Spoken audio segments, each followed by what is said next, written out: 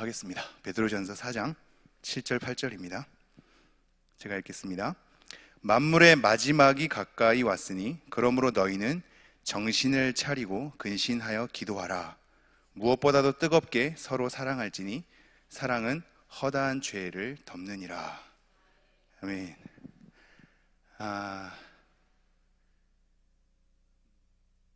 가장 저에게는 어려운 필요성은 알지만 또 삶으로서는 잘 안 되는 그렇게 해야 함을 알지만 내 삶에서는 많이 결여된 두 가지를 던지고 있습니다. 기도와 사랑입니다. 시간으로나 마음으로나 내가 쏟아내는 것들이 기도와 사랑에 있어서 얼마나 결여되어 있는지 제 스스로가 알기에 어려운 본문이면서 우리 모두가 지금 또 어렵게 여기는 본문이 아닐까 싶습니다. 함께 오늘 본문 말씀을 통해서 기도와 사랑에 대해서 하나님 앞에 조금이나마 본인을 돌아보면서 하나님의 마음을 헤아리기를 소망합니다. 오늘 제목을 보시면요, 만물의 완성을 기다리며 살아가는 나그네의 할 일입니다. 오늘 7절 8절을 통해서 그거 첫 번째 시간을 갖고 다음 주에 9절 10절 11절을 통해서 우리가 두 번째로 그 일들을 한번 헤아려 보기를 원합니다. 여러분이 저번 주 말씀을 기억나는지 모르시겠지만요, 우리가 우리 자신의 그 마음을, 생각을, 뜻을 갑옷으로 삼으라 라고 하는 것으로부터 우리가 첫 구절을 살펴보았습니다. 우리 스스로를 무장하는 것이지요. 밖에 있는 대적을 향해서 무장하는 것도 물론이거니와 우리가 먼저 돌아봐야 할 것은 자기 자신에 대한 경계였다고 말씀했습니다. 무엇보다도 나를 잘 넘어뜨리고 나를 합리화하고 나를 쓰러지게 하는 것은 다른 외부적인 공격보다도 내 스스로 나를 기만하는 나 자신에 있음을 우리가 기억하면서 갑옷으로 삼되 무장하되 내 스스로의 이 얄팍함, 나 스스로를 속이는 이 습관에 대해서 우리가 경계해야 될 것을 살펴봤죠. 그러면서 우리가 그렇게 갑옷으로 무장하면서 살아가는 삶이 사람의 정욕을 따르지 않고 또는 이방인의 뜻을 따르지 않고 하나님의 뜻을 따라 살아가야 한다고 했습니다. 나그네로 부르심을 받은 것은 결국 하나님의 뜻을 따라서 살아가는 백성으로 하나님께서 이끄시는 것이기 때문입니다. 우리 모두가 하나님의 뜻을 알아 하나님의 뜻대로 한 걸음 한 걸음 잘 걸어가는 여러분 되었으면 좋겠습니다. 오늘 7절 말씀 제가 다시 한번 읽죠. 만물의 마지막이 가까이 왔으니 그러므로 너희는 정신을 차리고 근신하여 기도하라. 만물의 마지막이 가까이 왔답니다. 만물의 마지막이 가까이 왔답니다. 이 마지막은 완성입니다. 끝입니다. 재림을 얘기하는 거죠. 예수님께서 재림하실 때 이 만물의 끝, 그건 또 다른 말로 완성인데 우리에게는 영광과 존귀를 받기에 합당하게 하신 예수 그리스도의 만남과 구원의 완성과 하나님 나라의 완성이 있는 시기인 동시에 어떤 이에게는 심판으로 작용하는 시기입니다. 우리에게는 기쁨의 시간이나 어떤 사람들에게는 심판의 시간으로 이 같은 두 가지 의미를 가지고 이 만물의 마지막, 끝, 완성이 이루어질 것입니다. 이 만물의 마지막이 가까이 왔으니 라고 얘기하면서 요구하는 것이 그러므로 너희는 정신을 차리고 근신하여 기도하랍니다. 여러분, 이것이 그 앞 구절에 대한 내용과 연이어져 있는 것을 여러분 한번 생각해 보십시오. 우리 나그네는 하나님의 뜻을 따라 살아가야 하는 백성이라고 얘기했습니다. 하나님의 뜻을 따라 살아가야 하는데 도대체 하나님의 뜻이 무엇입니까? 라고 우리는 얘기하죠. 그러면서 지금 이어지는 게 만물의 마지막이 가까이 왔다. 그러므로 너희는 정신을 차리고 근신하여 기도하라 라고 얘기하죠. 여러분 잘 생각해 보십시오. 하나님의 뜻이 무엇입니까? 여러분은 늘 하나님께 묻곤 하지 않습니까? 하나님, 도대체 하나님의 뜻이 무엇입니까? 하나님의 뜻을 알려주시면 제가 그대로 살겠습니다. 하나님의 뜻이 무엇입니까? 가르쳐 주십시오.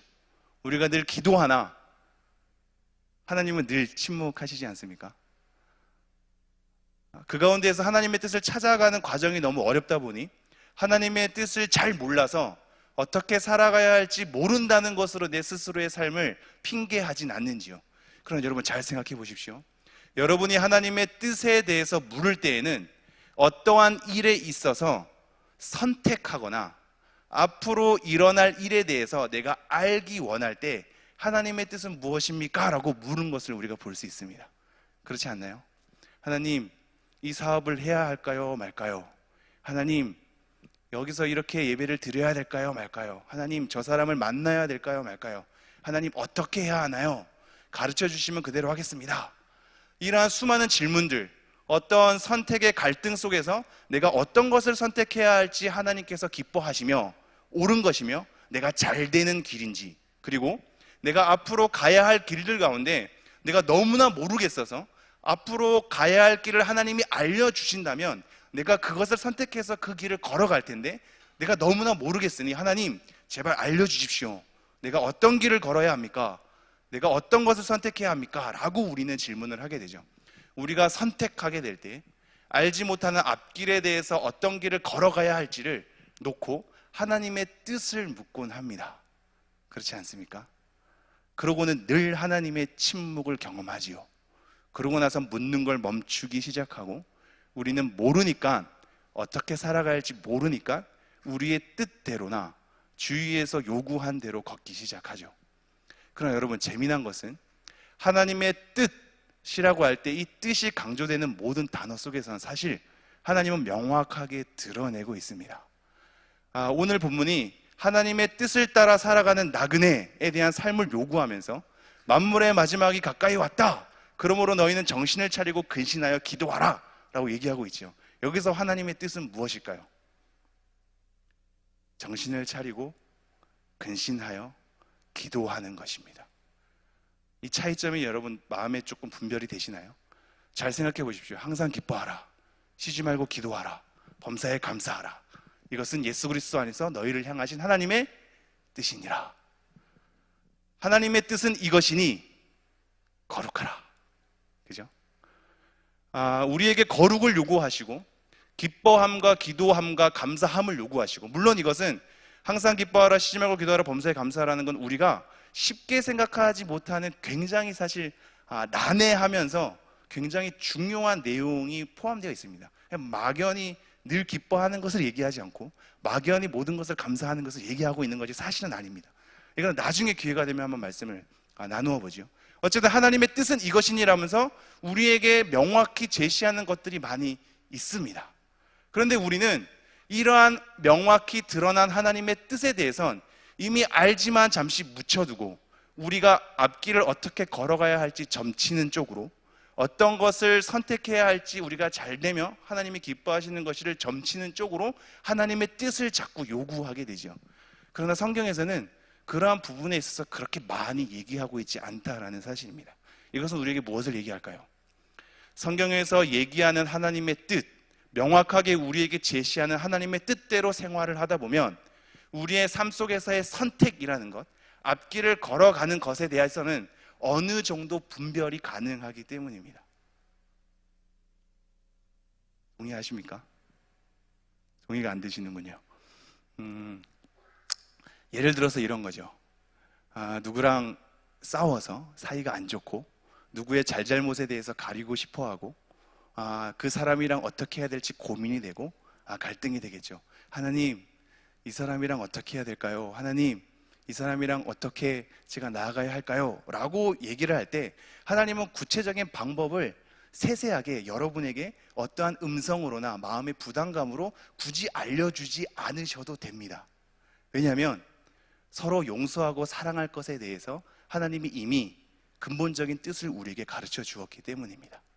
하나님의 근본적인 뜻에 따라 우리의 일상을 점검하다 보면 내가 이것이 어떤 의도로 선택하고 어떠한 목적을 향해 선택하게 되고 이것을 선택하게 될 때 나와 그 모든 관계 내에서 어떠한 일이 발생될지에 대해서 추측 가능하므로 근본적인 하나님의 뜻에 따라서 나를 점검하다 보면 내가 가야 할 길들에 대해서 어느 정도 선별이 됩니다. 그러고 나서는 이것을 할까 저것을 할까가 하나님의 뜻에 부합하게 될 때 내가 가장 잘할 수 있고 하나님이 가장 기뻐하시는 것으로 아무거나 선택해도 사실은 가능합니다.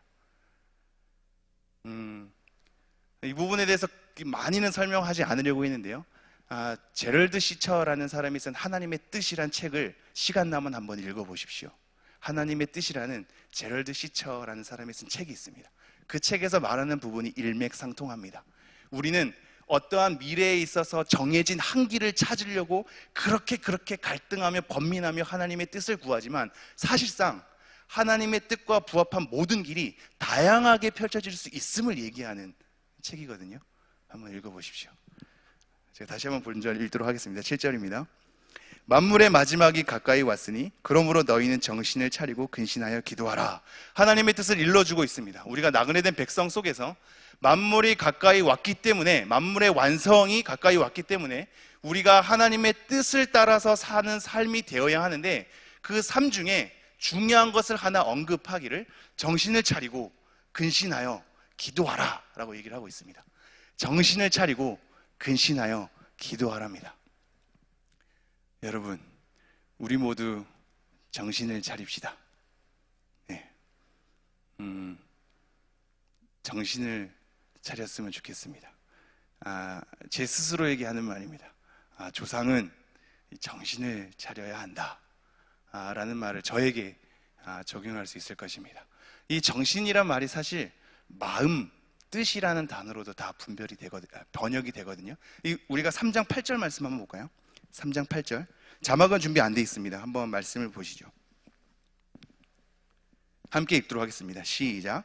마지막으로 말하노니 너희가 다 마음을 같이하여 동정하며 형제를 사랑하며 불쌍히 여기며 겸손하며.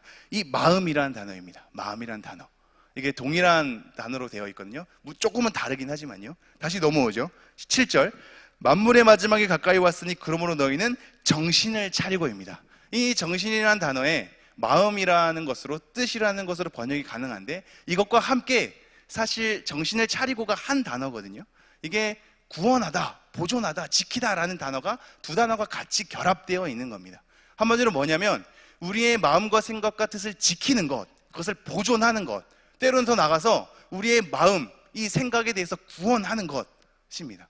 우리가 만물의 완성이 다가왔을 때 정신을 차리는 것이 중요한 것은, 우리가 만물의 완성이 다가오면 다가올수록 수많은 미혹거리 앞에 우리가 해이해지기 때문입니다. 우리의 중심이 잃어지고 마음이 이렇게 헷갈리고 뜻이 이렇게 굴곡이 져지고 우리 스스로가 넘어지고 합리화하고 무뎌지고 무감각해지는 상태가 너무나 많이 펼쳐지기에, 정신을 차려라, 너의 마음과 생각을 구원하라, 마음과 생각을 보존하라, 마음과 생각을 지키라 라는 단어로 우리에게 요구를 하고 있습니다. 우리가 정신을 차려야겠습니다. 명확한 기준과 근거를 가지고 우리가 그것과 부합한 삶을 사는가, 그것과 부합한 것으로 생각하고 마음을 먹고 있는가에 따라서 정신을 차릴 것에 대해서 우리는 늘 마음을 먹어야 하겠습니다. 그러면서 이렇게 요구하죠. 근신하여 기도하라입니다. 자, 정신을 차리고 근신하여 기도하라입니다. 근신하라는 것은 이게 두 가지가 혼합되지 않는 상태이거든요. 두 가지가 혼합되지 않고 절제하고 자기를 가려내어서 깨어있는 상태를 얘기합니다. 사실은 정신을 차리라와 유사한 단어인데요, 이것이 근신하여와 함께 기도하라랑 엮어 있습니다. 근데 이 단어가 원래는 이렇게 됩니다. 기도하기 위하여 근신하라입니다. 우리가 지금 말씀을 보면 그러므로 너희는 정신을 차리고 근신하여서 기도하라, 이 기도의 강조점이 놓여 있죠. 그러나 물론 기도의 강조점이 놓여 있지만 기도하기 위해서 근신하라입니다. 기도하기 위해서 근신하라, 깨어 있어라, 절제하고 정제하고 내 마음을 잘 비우고 잘 지켜서 깨어있는 상태, 정신을 차린 상태, 이 근신하는 것이 필요하다라고 얘기를 하고 있습니다. 이 두 가지가 사실은 기도하기 위하여 정신을 차리고 근신하다라는 것으로 우리에게 요구될 수 있겠죠. 그러니까 정신을 차리는 것과 근신을 하는 것이 기도하는 것으로 향해 있습니다. 기도가 목적인 거죠. 그러나 사실은 두 가지로 분류해도 괜찮다고 봅니다. 정신을 차리는 것과 기도하기 위해서 근신하는 것, 이 두 가지를 우리에게 다 던져준다고 생각해도 괜찮을 것 같습니다. 왜냐하면요, 우리가 말씀 한번 볼까요? 마태복음 24장 36절 42절 자막이 준비되어 있는데요, 한번 읽도록 하겠습니다. 시작. 그러나 그날과 그때는 아무도 모르나니 하늘의 천사들도 아들도 모르고 오직 아버지만 아시느니라. 42절입니다. 37절은 넘어가고요. 42절 준비가 안 됐으면 제가 한번 읽어드리도록 하겠습니다.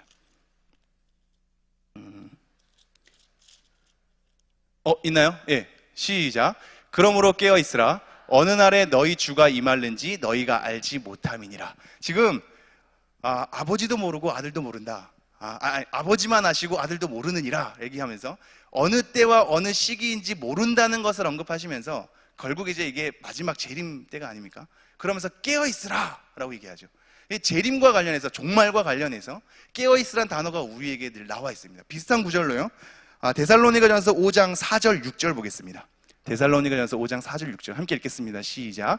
형제들아, 너희는 어둠에 있지 아니하매 그날이 도둑같이 너희에게 임하지 못하리니 너희는 다 6절 읽겠습니다. 시작. 그러므로 우리는 다른 이들과 같이 자지 말고 오직 깨어 정신을 차릴지라. 이 두 가지가 정신을 차리고 깨어 있어야 할 것에 대해서 종말과 관련해서 우리에게 던져지고 있습니다. 그러므로 만물의 마지막이 가까이 왔으니 정신을 차리고가 기도를 위하여서 연결될 수 있는 단어도 가능하나 종말과 관련해서 우리에게 깨어 있음 그 자체를 우리에게 요구하는 것으로도 가능합니다. 그리고 나서 근신하여는 기도랑 연결되어 있죠. 이거와 관련해서 우리에게 알려주는 또 다른 얘기가 있죠. 마가복음 14장인데요, 물론 마태복음에도 나옵니다. 예수님께서 겟세마네 동산에서 기도하러 세 제자를 데리고 가시죠. 그때 제자들에게 이렇게 얘기하시죠. 예수님께서 기도하시고 자고 있는 그 제자들에게 향해서 너네가 한시도 깨어있지 못하느냐, 지금 번역으로는 한 시간도 깨어있지 못하느냐 라고 이게 물론 육신의 깨어있음 자체를 얘기하기도 하지만 더 나아가서는 깨어있는 상태 자체를 얘기하기도 하는 거든요. 이것은 기도와 연결해서 우리에게 요구되고 있는 겁니다. 즉 정리를 하자면요, 정신을 차리고 깨어있는 이 상태는 종말과 관련해서도 연결되고 기도와 관련해서도 연결됩니다. 그러므로 만물의 마지막이 가까이 왔으니 정신을 차리고 근신하여 기도하라라고 할 때 정신을 차리는 것과 근신하는 것이 기도와 연결되기도 하고 정신을 차리는 그 상태 자체를 요구하면서 기도하기 위해서 근신하라로 우리에게 요구되어 있음을 우리는 알 수 있습니다. 제가 다시 한번 본절 말씀 읽도록 하겠습니다. 4장 7절. 만물의 마지막이 가까이 왔으니 그러므로 너희는 정신을 차리고 근신하여 기도하라. 그러면 이제 기도에 대해서 우리가 살펴보지요. 근신하는 것이 기도를 향해 있고 기도를 하기 위하여 우리에게 근신할 것에 대해서 얘기를 하고 있습니다. 조금 쉽게 풀어갈까요? 여러분, 기도가 쉬우신지요? 기도가 너무 어렵지 않습니까? 너무 힘겹지 않습니까? 우리는 기도에 대한 다양한 것들을 다 알고 있을 겁니다. 여러 가지 흩어져 있는 것들을 정리하면서 기도를 적용하자면 우리에게 너무 무겁고 헷갈리고 어려운 것으로 다가오죠. 왜냐하면 어떤 이에겐 기도가 그냥 내뱉고 마는 속 시원함 정도라면 우리는 그냥 내뱉고 끝내버리면 되겠지요. 어떤 이에겐 그렇게 하나님께 내뱉고 마는 것이 속 시원하게 뭔가 해결된 것으로 집에 돌아갈 수 있겠습니다. 그러나 이 부분에 대해서 고민한 바가 있는 분들은 이렇게 쉽게 생각하죠. 기도는 하나님과 나와의 대화인데 내가 일방적으로 쏟아내는 것은 기도가 아니지 않는가? 이거 다 한 번쯤은 고민하시지 않았습니까? 하나님이 어떠한지를, 하나님이 이 기도에 대해서 어떻게 생각하는지를, 내가 기도하는 이것이 하나님의 뜻과 부합한지를, 하나님께서 기뻐하시겠는지를 내가 헤아림이 필요하고 하나님과의 대화 속에서 오고 감이 필요한데 일방적으로 내가 쏟아내는 것, 그것도 주문식으로 첫 번째는 이거, 두 번째는 이거, 세 번째는 이거, 네 번째는 이거, 기도의 제목이 내 머릿속에 나열되어 있고 하나하나 언급하는 것으로 성취감을 느끼는, 내가 순서대로 하나하나 내뱉고 이것에 대해서 하나님이 어떻게 하시는지에 대해서 전혀 고려함 없이 내가 이 문장 하나를 내뱉었으면 그것은 기도로서 하나님께 상달됐다고 생각하게 될 때 일방적으로 쏟아내는 것이 기도함이다 라고 생각하는 부분들, 그죠? 그분들에게는 그게 기도로서 당연히 올려질 수도 있겠지만 우리가 고민을 좀 더 하게 되면 그것이 과연 기도일까에 대한 의구심이 있지 않습니까? 그렇지 않나요? 나는 하나님의 대화로서 기도를 하고 있는가? 하나님의 뜻에 부합하게 내가 간구를 하고 있는가? 지금 내가 기도하는 것은 나의 욕심에 대한 일방적인 통보가 아닐까? 내가 이렇게 기도하는 것을 과연 하나님이 기뻐하실까? 나아가서는 우리에게 이런 어려움도 주죠. 성경에서는 이렇게 기도를 요구하고 있고 이렇게 기도하면 응답받는 것이 너무나 간결하게 던져지고 있는데 현실적인 우리의 삶은 내가 그렇게 해봤음에도 불구하고 이루어지지 않음을 우리가 경험하지 않습니까? 그러니까 힘들죠. 성경에서 얘기하는 것처럼 내가 그렇게 기도할 때 하나님이 응답해 주시는 걸 내가 바로바로 경험했으면 기도하는 것이 너무나 재밌고 유쾌하겠죠. 기도하면 하나님이 다 들어주시는데, 기도하면 성경에서 얘기하는 것처럼 성취해 주시는데 누가 그것을 기뻐하지 않겠습니까? 그게 얼마나 재밌을까요? 그죠? 근데 우리가 갖는 힘겨움은 성경에서처럼 그렇게 우리에게 우리의 삶을 펼쳐주지 않더란 말입니다. 성경에서처럼 기도를 하는 것 같은데 여전히 내 삶 가운데서는 이루어지지 않고 그것이 반복되다 보니까 내가 그것을 간구하는 것이 무슨 소용일까에 대한 어려움으로 찾아오며 내가 이렇게 간구하는 것이 뭔가 또 잘못된 건 있지 않을까? 내 안에 어떠한 잘못된 욕심이 껴있진 않을까? 이 상황 가운데 내가 뭔가 잘못 헤아리는 것은 있지 않을까? 하나님이 원하시는 뜻이 다른 것은 또 있지 않을까?에 대한 복잡함으로 흘러가다 보면 기도가 기도로서 자연스럽게 안 나오는 것은 당연한 귀결일 것입니다. 그렇지 않습니까? 우리는 또 이렇게 하기도 하죠. 하나님에 대해서 중언부언하지 말아야 하기에 하나님께 한번 고백하고 나서 그 부분에 있어서 다시 계속 반복하면서 설명하기엔 뭔가 하나님이 아시는데 이미 내 고백을 들으셨는데 내가 이렇게 나열하고 다시 설명하고 다시 얘기할 필요가 있는가 때문에 기도가 다시 또 줄어들기도 하죠. 또 이런 식으로 나아가기도 합니다.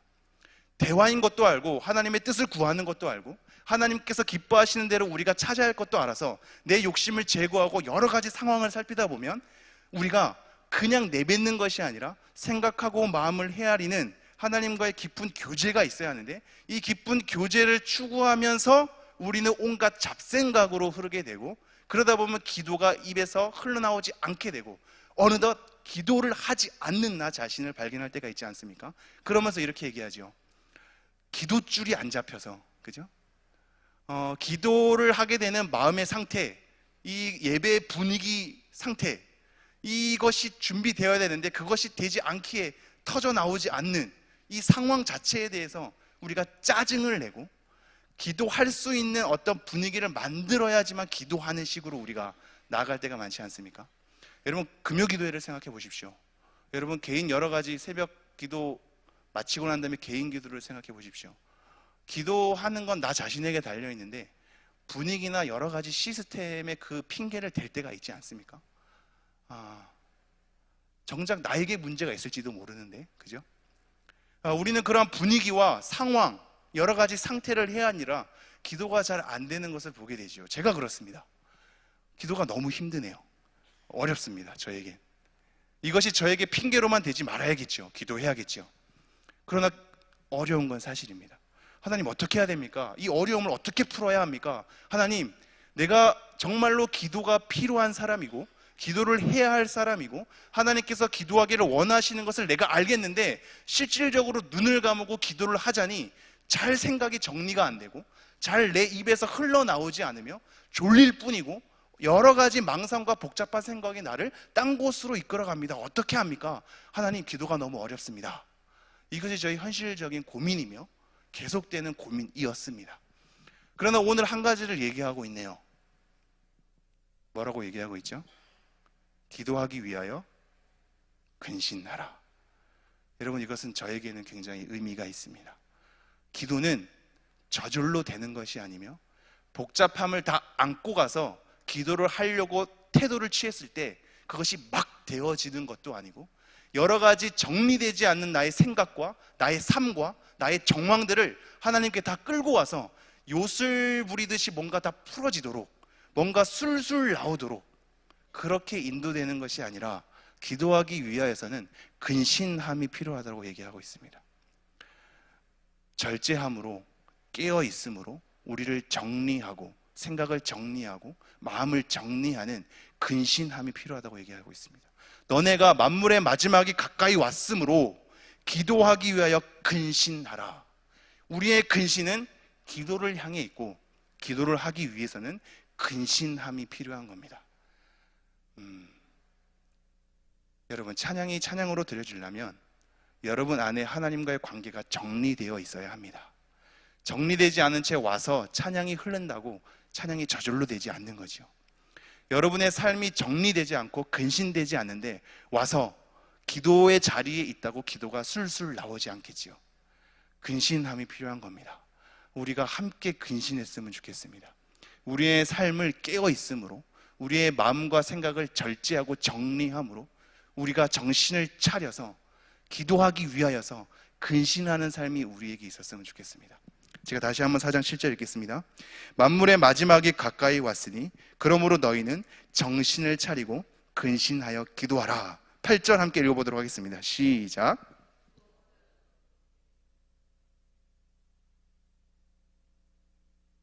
제가 다시 읽죠. 무엇보다도 뜨겁게 서로 사랑할지니 사랑은 허다한 죄를 덮느니라. 무엇보다도, 이 모든 것보다도 뭔가 우선되는 것으로 우리에게 던져지고 있는데요, 뜨겁게 서로 사랑할지니, 뜨겁게 서로 사랑하랍니다. 기도하기 위해서 근신하고 정신을 차리는 것을 요구하면서 우리 보고 뜨겁게, 무엇보다도 우선적으로 뜨겁게 사랑하랍니다. 우리가 고린도전서 13장 8절 말씀 잠깐 볼까요? 고린도전서 13장 8절입니다. 함께 읽겠습니다. 시작. 사랑은 언제까지나 떨어지지 아니하되 예언도 패하고 방언도 그치고 지식도 패하리라. 예언, 방언, 지식, 우리가 그토록 원하는 너무나 귀한 은사들이 다 패하나 사랑은 언제까지나 떨어지지, 패하거나 부패하지 않는, 하나님과의 관계 속에서 사랑이 이루어지기에 그 관계의 완성으로 사랑이 끝까지 가는, 떨어지지 않는, 패하지 않는 것으로 우리에게 소개합니다. 사랑이 강조되고 있죠. 그래서 무엇보다도, 이 모든 것보다도 우선되는 것은 뜨겁게 서로 사랑하라. 근데 이 말씀 어디서 많이 우리가 보지 않았습니까? 뜨겁게 서로 사랑하라. 베드로전서에서 한번 확인한 바가 있습니다. 1장 22절 볼게요. 1장 22절. 제가 한번 읽어보도록 하겠습니다. 1장 22절. 너희가 진리를 순종함으로 너희 영혼을 깨끗하게 하여 거짓이 없이 형제를 사랑하기에 이르렀으니 마음으로 뜨겁게 서로 사랑하라. 그죠? 거짓 없이 뜨겁게 사랑하기 위해선 내 스스로 정리됨이 필요하다고 얘기를 하고 있는데요, 그게 뭐냐면 진리를 순종함으로 너희 영혼을 깨끗하게 하는 것입니다. 기도하기 위하여서도 근신하는 것이 필요한데 사랑하기 위해서도 진리를 순종함으로 우리의 영혼을 깨끗하게 하는 게 필요하답니다. 사랑이 저절로 이루어지지 않죠. 같은 공간과 같은 시간을 쓴다고 사랑하는 감정과 사랑하는 의지가 그냥 막 생겨나지 않겠죠. 사랑이 거짓 없이 이루어지려면 진리를 순종함으로 우리 안에 우리의 영혼을 거룩하고 깨끗하게 하는 작업이 필요하답니다.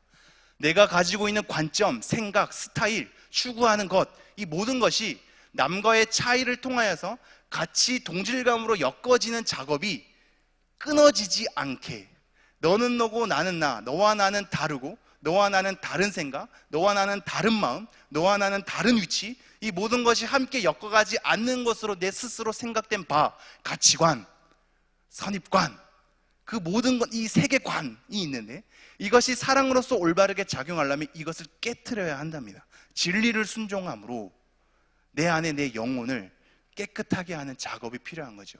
이것을 통하여서 거짓 없는 사랑이 우리에게 요구되고 있답니다. 다시 한번 본절 말씀 돌아옵니다. 4장 8절.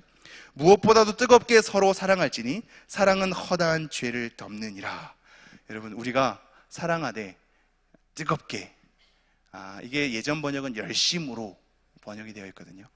뜨겁게 우리가 사랑하는 그런 관계가 되었으면 좋겠습니다. 사실 아멘이 어렵지 않습니까? 기도하는 것도 그렇고 사랑하는 것도 너무 어렵죠.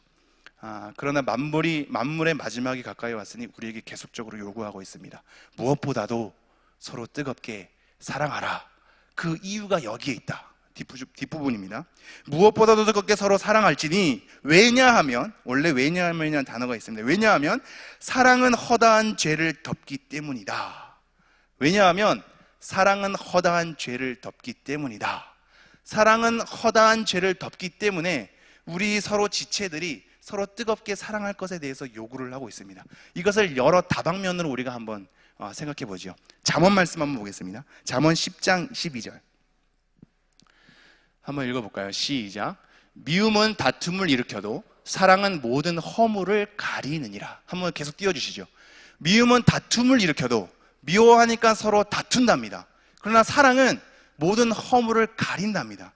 이것에 대한 부분은 우리가 서로 다투지 않게 서로에 대해서 용서하고 이해함으로, 즉 사랑은 그 사람의 허물을 뜯어내서 서로 다투게 하지 않고 오히려 그것을 가리 우리에게 다 요구가 되는 것입니다. 우리가 이러한 사랑의 관계가 필요성을 알매도 불구하고 우리의 현실적인 삶에는 어렵다는 것을 알지요. 때로는 우리가 갖고 있는 스타일 때문에, 우리가 생각하는 여러 가지 선호도 때문에 서로 갈리기도 할 것입니다.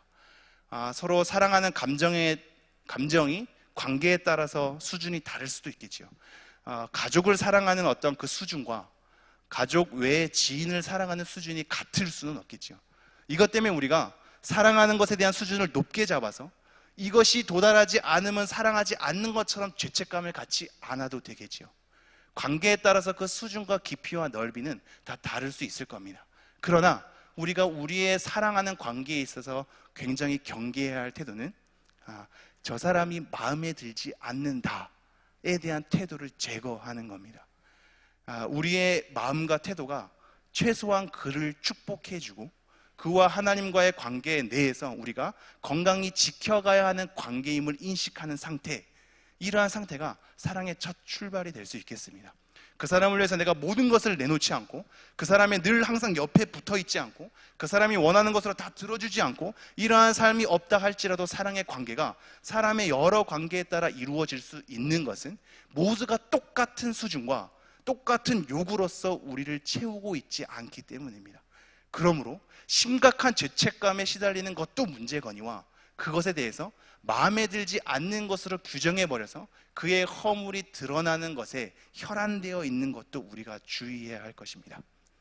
마음에 들지 않는다라고 규정한 이상 그 사람의 허물이 보이게 될 것이며, 허물을 캐고 싶어 할 것이며, 그 허물을 남에게 전달하고 싶어 할 것이며, 그것에 대해서 지적하고 싶을 것이며, 결국은 정죄하는 삶으로 가게 될 것입니다. 이때 우리의 마음을 지키는 것은 마음에 들지 않는다라는 것 자체가 하나님 안에서 용납이 되지 않는다라는 것, 우리가 서로 돕는 관계며 서로 지키는 관계임을, 하나님 안에서 하나된 관계임을, 그리스도의 각 지체된 관계임을, 함께 삶을 감당해야 하는 관계임을 우리 스스로 인정하면서 사랑의 감정을 키워나가시고 사랑에 대한 태도를 키워나가는 여러분 되었으면 좋겠습니다.